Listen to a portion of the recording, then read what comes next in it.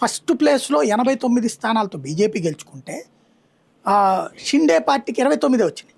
ఇద్దరు కలిస్తే మేయర్ వచ్చేసింది నెంబర్ 1. 114కి 114 కావాలి, 116 వచ్చేసింది.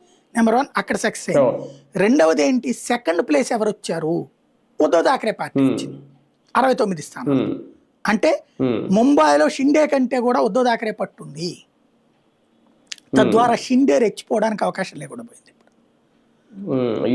యూబీటీ మూడవది వచ్చేటప్పటికి రాజ్ థాకరే ఉద్ధవ్ థాకరే ఇద్దరు ఒకరికొకరు తగవే. ఎందుకంటే బాలాసాహెబ్ థాకరే తన కుటుంబాన్ని పక్కన పెట్టాడు, కానీ తన అన్న కొడుకు అయినటువంటి రాజ్ థాకరేని ప్రోత్సహించాడు.